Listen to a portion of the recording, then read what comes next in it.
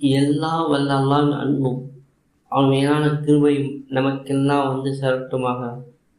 அன்புக்குரிய அல்லாஹ்வின் நல்லடியார்களே, உம்ரா செல்வதற்கான ஒரு சக்தி வாய்ந்த அமலை பார்க்க இருக்கின்றோம். இந்த அமல் மூலமாக இன்ஷா அல்லாஹ் வெகு சீக்கிரமாக அல்லாஹு தஆலா உம்ராவுக்கு அவளை அழைத்து விடுவான்.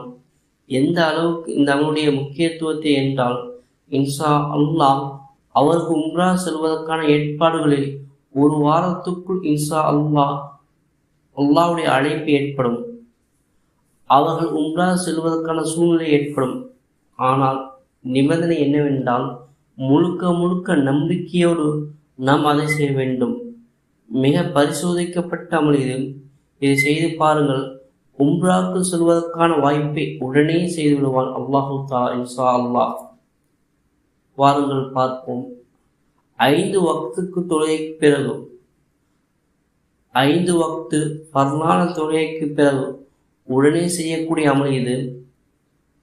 ஃபர்லான தொழுகை முடித்த உடனே, சலாம் கொடுத்த உடனே, லப்பைக் அல்லாஹும்ம லப்பைக் லப்பைக் லா ஷரீக லப்பைக் இன்னல் ஹம்த வன் நிஅமத லக வல் முல்க் லா ஷரீக லஹ். இந்த தல்பியாவை தாங்கள் 7 முறை ஓத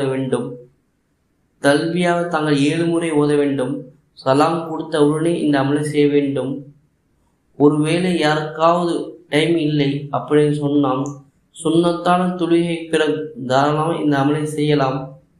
ஆனால் அதற்கான நிபந்தனை இருக்கும். முதலாவது ஒழுவுடன் இருக்க வேண்டும். இரண்டாவதாக தாங்கள் கிப்லாவை முன்னோக்கி அமர்ந்திருக்க வேண்டும். மூன்றாவதாக தாங்கள் முழுக்க யக்கீனோடு செய்யணும். நான்காவதாக ஃபர்லான தொழுகைக்கு பிறகு உடனே செய்யக்கூடிய அமல்.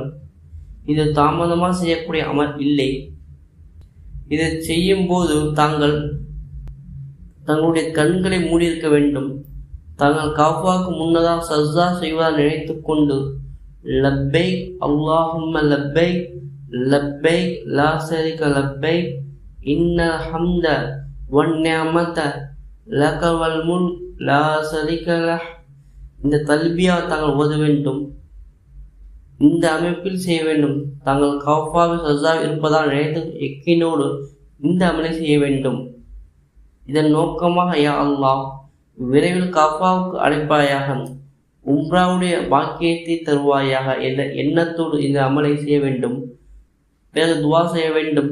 தொடர்ந்து செய்ய வேண்டும். இன்ஷா அல்லாஹ் அல்லாஹு தஆலா உம்ரா செல்வதற்கான விரைவில் வாய்ப்பை ஏற்படுத்துவான். செல்வம் இருப்பதால் எங்கேயும் செல்லலாம். ஆனால் மக்பூலான உம்ரா ஹஜ் செய்ய அல்லாஹ்வுடைய அழைப்பு தேவைப்படுகின்றது. அவருடைய வீட்டுக்கு அழைப்பது.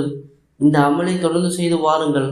நம் அனைவருக்கும் மக்பூலான உம்ரா ஹஜ் செய்ய பாக்கியத்தை அல்லாஹு தஆலா தந்தருவானாக.